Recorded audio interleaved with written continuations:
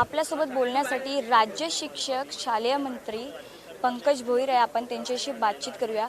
Sir, काय सांगाल, नेमके तुम्ही नवनवीन उपक्रम विद्यार्थ्यांसाठी राबवतायत, याची अंमलबजावणी आज होणार आहे का? राज्याचे मुख्यमंत्री सन्माननीय देवेंद्र फडणवीस साहेब यांनी नेहमी त्या ठिकाणी उच्च शिक्षण असो किंवा शालेय शिक्षण असो याच्यामध्ये अतिशय गंभीरतेनं दखल घेतलेली आहे.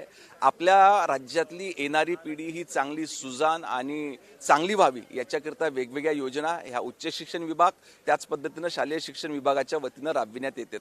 दरवर्षी आपल्या राज्यामध्ये तालुका स्तरावर, जिल्हा स्तरावर आणि राज्य स्तरावर त्या ठिकाणी विज्ञान प्रदर्शनीचं आयोजन केलं जात असते. ह्या विज्ञान प्रदर्शनीमध्ये चांगलं प्रदर्शन करणाऱ्या विद्यार्थ्यांना त्या ठिकाणी त्यांना अधिक प्रोत्साहन मिळण्याकरिता तालुका स्तरावरच्या 21 विद्यार्थ्यांना नागपूर, मुंबई, पुण्यासारख्या केंद्रांना भेटी देण्याचं आयोजन, जिल्हा स्तरावर उत्कृष्ट काम करणाऱ्या विद्यार्थ्यांना इस्रो, बँगलोर ह्या ठिकाणी पाठविणे, त्याच पद्धतीनं राज्य स्तरावर चांगलं काम करणाऱ्या 51 विद्यार्थ्यांना नासा अमेरिकेला ह्या विज्ञान केंद्राला भेट देण्याचा प्रस्ताव त्या ठिकाणी सादर करण्यात आलेला आहे. सर, ग्रामीण भागातील विद्यार्थ्यांना काही स्कॉलरशिप, काही उपक्रम वगैरे नवनवीन तुम्ही राबवण्यात येणार आहात ग्रामीण भागातील विद्यार्थ्यांसाठी?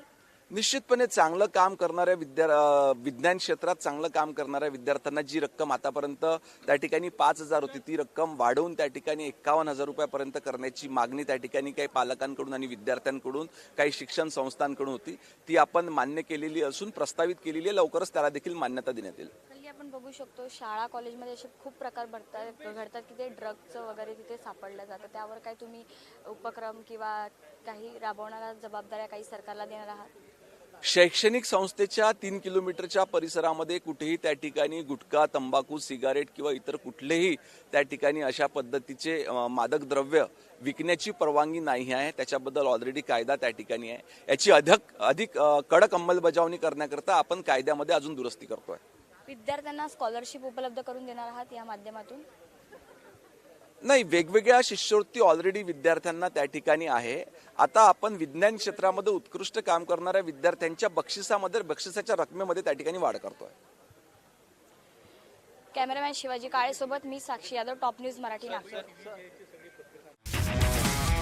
तुमची car, electric panel, data server आगीपासून सुरक्षित आहे का? नाही? मग आजच बसवा F protect temperature activated fire suppression device. यामध्ये आहे eco friendly non toxic pressurised liquid, जे आग लागल्यास क्षणार्धात ऍक्टिव्हेट होऊन आगीवरती मिळवते नियंत्रण. बसवण्यास अतिशय सोपे आणि सुटसुटीत टेकालिपचे एक दर्जेदार उत्पादन एफ प्रोटेक्ट.